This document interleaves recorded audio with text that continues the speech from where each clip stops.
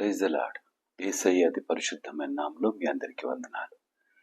ఈ దిన లేఖన భాగము యోహాను సువార్త 18వ అధ్యాయము 27వ వచనం. పేతురు నేనెరుగనని మరి ఒకసారి చెప్పెను, వెంటనే కోడి కూసెను. ఏం చెప్పాడు? అబద్ధం చెప్పాడు.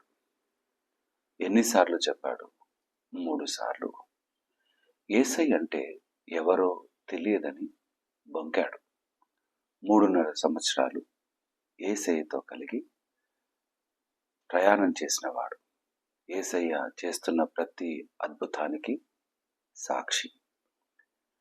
ఈ ప్రయాణంలో యేసయ్య ప్రేమను చూచినాడు. యేసయ్యతో కొనసాగిన ఆ చక్కని ప్రయాణంలోని ఆప్యాయత తెలుసు, నమ్మకమైన మాటలు తెలుసు, జీవము కలిగిన మాటలు వింటూ ఎంతగానో సంతోషపడిన ప్రయాణాలున్నాయి.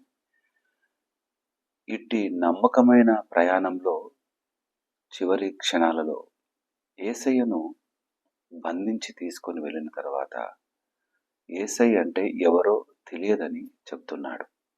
ఈ మాట ముందుగానే యేసయ్య చెప్పాడు కదా, నువ్వు నేనంటే ఎరగనని 3 సార్లు నీవు అబద్ధం చెప్పే వరకు కోడి కోయదు. 3 సార్లు అబద్ధం ఆడాడు. అయితే యేసయ్య మనకు ఎంతగా తెలుసు మరి? ఆయన తెలియదంటూ అబద్ధం ఆడుతున్నామా? ఒకవేళ ఈ ప్రశ్నకు సమాధానం లేదు, నేను అందరికీ క్రీస్తు బిడ్డనని బాగా తెలుసు అనే మాట ఒకవేళ చెప్తామేమో. అయితే మనం చెప్పడం కాదు, మన కొరకు ఇతరులు చెప్పగలగాలి. ఇతరుల ముందు మనము యేసయ్య నమ్మకమైన బిడ్డగా నిలబడగలగాలి. వారు ఒకవేళ గుర్తించి ఈయన క్రీస్తు బిడ్డ అని మన కొరకై ఇతరులు చెప్పగలిగే స్థితిలో నిలబడాలి. అయితే మనము క్రైస్తవ బిడ్డలుగా బ్రతుకుతూనే యేసయ్యను వెంబడిస్తున్న జీవితాల్లో ఉంటున్న వారముగానే ఉంటూ మన యొక్క స్వలాభము కొరకు, ధనము కొరకు, జీవితంలో సంపాదన కొరకు, బ్రతుకులో కాపుదల కొరకు మనము అనేక సార్లు యేసయ్య అంటే తెలియని వారముగా ప్రవర్తిస్తాం. ఇది అబద్ధమాడినట్టు కాదా? జనుల ముందు ఆయన్ను మనం ఒప్పుకోకపోతే తండ్రి ఎదుట యేసయ్య మనల్ని కూడా ఒప్పుకోడు. మనము ఒప్పుకొని నమ్మకంగా, నిజాయితీగా ఆయన కొరకు బ్రతికే వారముగా నిలబడాలి.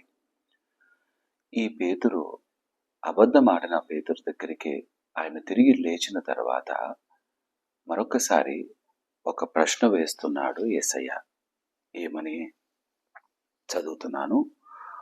3వసారి ఆయన, యోహాను కుమారుడైన సీమోను, నన్ను ప్రేమించుచున్నావా అని 3వసారి తన్ను అడిగినందుకు పేతురు వ్యసనపడి, ప్రభువా, నీవు సమస్తము ఎరిగినవాడవు, నిన్ను ప్రేమించుచున్నానని నీవే ఎరుగుదువని ఆయనతో చెప్పాను. యేసయ్య కూడా 3 సార్లు అడుగుతున్నాడు, నువ్వు నన్ను ప్రేమిస్తున్నావా అని. ఈ ప్రశ్నకు 2 సార్లు బాగానే చెప్పాడు, కానీ 3వసారి విసుగు చెందాడు. అబద్ధం చెప్పటానికి విసుగు లేదు, కానీ యేసయ్యను ప్రేమిస్తున్నానన్న మాట చెప్పడానికి విసిగిపోయాడు. సమస్తం నీకే తెలుసు కదయ్యా అంటూ విసిగిపోయాడు. ఇదే మాటను ఇంకొక రకంగా ఒకసారి ఆలోచన చేద్దాం. యేసయ్య దగ్గరికి ఎన్నిసార్లు నీవు నీ యొక్క సమస్యలను తీసుకొని వచ్చావు? ఎన్నిసార్లు యేసయ్య దగ్గరికి నీకున్న అక్కర్లను తీసుకొని వచ్చావు? నీవు తీర్చలేని సమస్యలకు సమాధానాలు యేసయ్య ఎప్పుడైనా విసుగు చెందాడా?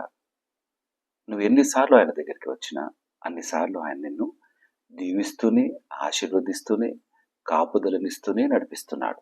కానీ మనమే ఆ ఆశీర్వాదాలను పొందుకున్న తర్వాత ఆయన నుండి తిరిగి దూరంగా వెళ్ళిపోతాం. అబద్ధపు బ్రతుకులోకి వెళ్ళిపోతాం. అయినా మరొకసారి మనం మారి ఆయన దగ్గరికి వస్తే ఆయన విసుగు చెందడు, తిరిగి హక్కున చేర్చుకుంటాడు. ఆయన వాత్సల్యం చూపించేవాడు. మన పట్ల అబద్ధపు ప్రేమను చూపించేవాడు కాదు. నమ్మకమైన ప్రేమ కలిగిన వాడు మన యేసయ్య. ఆయన నిజాయితీ కలిగిన వాడు. అబద్ధపు మాటలు, మోసకరమైన మాటలు, అన్యాయపు ప్రవర్తన ఆయనలో ఏమాత్రం లేదు. మనమే ప్రేమిస్తున్నామంటూ నటిస్తూ ఆయన్ను మోసగించే వారంగా ఉంటున్నాం. పేతురు అంతగా సహవాసం చేసినా ప్రాణభయానికి వచ్చేసరికి అబద్ధమాడాడు. ఇప్పుడైతే ప్రాణభయమైతే మనకేది లేదు. కానీ నేనేం సంపాదించుకోలేకపోతానేనో అన్న భయం ఉంటుంది. నేను అనేకుల ముందు పేరు పొందుకోలేనేమో అన్న భయం కలిగిన వారంగా ఏం చేస్తామంటే కొన్నిసార్లు యేసయ్య అంటే ఎరగము అన్నట్టుగా మనం ప్రవర్తన చేస్తాం. నువ్వు అనేకుల ముందు బహిరంగంగా యేసు ప్రభువును నా నిజరక్షకుడని ప్రకటించే వారముగా, జీవించే వారముగా నిలబడి ఉండాలి. అటు నమ్మకమైన జీవితంలో కొనసాగగలిగితేనే మన జీవితంలో ఆయన నిజమైన కార్యాలను జరిగిస్తాడు. యేసయ్యను ఈ యొక్క ఉదయకాలం ఏ విధంగా తెలుసుకున్నావు? ఏ విధంగా ప్రేమిస్తున్నావు? నిజమైన ప్రేమ అయితే ఆయనతో నమ్మకంగా కలిగి కొనసాగుతావు. ఆ యేసయ్య అంటాడు, ఆ నిజమైన కాపరి తన గొర్రెల కొరకు ప్రాణం పెట్టును. ఆయన నిజం పలికినవాడు. ఆయన సత్యమును గూర్చి సాక్ష్యం ఇచ్చుటకు వచ్చినవాడు. మనల్ని ఆ సత్యములోకి నడిపించుటకు, మనల్ని అబద్ధపు జీవితంలో నుండి నిజమైన వెలుగులోకి నడిపించుటకు, నిజమైన మార్గంలోకి నడిపించుటకు ఆయన ఈ లోకంలోకి వచ్చి ఉన్నాడు. అబద్ధాలకు జనకుడుట ఎవరు? అపవాది. మనము అబద్ధపు బ్రతుకు కానీ, అబద్ధపు మాటలు కానీ కలిగి ఉంటే మన తండ్రికి ఎవరో ఒక్కసారి ఆలోచన చేయండి. మన జీవితాలలో నిజంగా యేసయ్య కొరకు బ్రతికే వారంగా మనం నిలబడదాం. త్రుట్టిల్లుతాం, కొన్నిసార్లు జారి పడిపోతాం. కానీ తిరిగి నిలబడటానికి దేవుని వాక్యాన్ని ఆధారం చేసుకొని ఈ నిజమైన వాక్యంలో నమ్మకంగా ముందుకు కొనసాగే వారముగా ఉందాం. ఆయన మనల్ని విసుగక ప్రేమిస్తున్నాడు. ఆయన ఒకవేళ మన పైన విసుగు చెందితే మనం ఏమైపోతాం? ఆయన మన పైన కోపిస్తే మన బ్రతుకులు ఏమైపోతాయి? ఆయన పైన ఆధారపడ్డ వారంగా కొనసాగుదామా? మనం ఎన్నిసార్లు ఆయనకు అబద్ధం చెప్పామో, అబద్ధాల బ్రతుకుగా మనం ఉన్నామో. కానీ ఆయన నిజదేవుడు కదా. ఆయన నిన్ను నన్ను ఎంతగానో ప్రేమించినవాడు. ఆ నిజమైన ప్రేమకు మారుగా మనము కూడా నమ్మకంగా, నిజాయితీగా, ధైర్యంగా ఆయన కొరకు బ్రతుకుతూ, ఆయన ఇతరులకు ప్రకటిస్తూ, యేసయ్య బిడ్డలు అంటే ఇలాంటి వారు అని మన కొరకు ఇతరులు సాక్ష్యం చెప్పే విధంగా మన జీవితాలను దేవుని సన్నిధానంలో, ఆయన నీడలో కొనసాగుదాం. దేవుడి మాటలు దీవించి ఆశీర్వదించును గాక. తల వంచుదాం, ప్రార్థన చేసుకుందాం. మహోన్నతుడా, మా ప్రియ యేసయ్య, మీకే స్తుతులు. నా తండ్రి, నాయన 3.5 సంవత్సరాలు నీతో ప్రయాణం చేసిన, అద్భుతాలను చూసిన, ఆశ్చర్య కార్యాలు కనులారా చూసిన నా తండ్రి, ప్రాణ భయానికి వచ్చేసరికి నేను నీవంటే ఎరగను అంటూ 3 సార్లు అబద్ధమాడినాడు పేతురు. అయ్యా నా తండ్రి, మేము కూడా చాలాసార్లు నీవంటే ఎరగని వారముగానే బ్రతికేస్తున్నాం. అయ్యా, ఈ లోకంలో నిన్ను ధరించిన వారముగా బ్రతుకుటకు కావలసిన ధైర్యాన్ని, బలాన్ని మాకు దయచేయమని ప్రార్థన చేస్తూ ఉన్నాం. మమ్మల్ని చూసిన వారు నిన్ను చూచులాగున మా యొక్క ప్రవర్తన, మాట, నడవడి నా తండ్రి మమ్మల్ని అనేకుల ముందు నమ్మకంగా నిలబెట్టి చూచులాగున సహాయము దయచేయమని ప్రార్థన చేస్తూ ఉన్నాం. నువ్వు విసిగే దేవుడవు కావు అయ్యా. మేము ఎన్నోసార్లు నేను విసిగిస్తున్నాం. కానీ నా తండ్రి, నువ్వు నమ్మకంగా ప్రేమను మాత్రమే మా కొరకే వర్షింపజేస్తున్నందుకు వందనాలు. ఎన్నోసార్లు సమస్యలను తీసుకొని వస్తున్నావు, వాటికి నువ్వు జవాబిస్తున్నావు. నువ్వు ప్రేమామయుడవు, కరుణామయుడవు, సత్యవంతుడవు అయ్యా.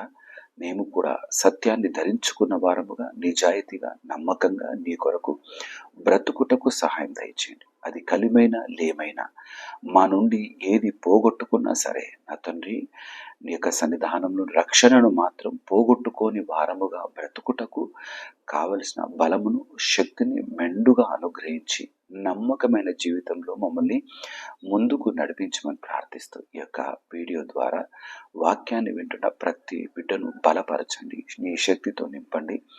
నిజాయితీగా నమ్మకంగా నా తండ్రి నీకు ఇష్టమైన బిడ్డలుగా జీవించుటకు నీ యొక్క సన్నిధానంలో నీ వాక్కుతో సహాయం దయచేసి నడిపించమని ప్రార్థన చేస్తాం. ఈ దిన దీవెన ఆశీర్వాదాలతో నింపమని ప్రార్థిస్తాం. యేసయ్య నామమున ప్రార్థించి వేడుకుంటున్నాము నా తండ్రి, ఆమేన్. దేవుడు మిమ్మల్ని అందరినీ దీవించి ఆశీర్వదించును గాక. ఆమేన్. అందరికీ ప్రైజ్ ది లార్డ్.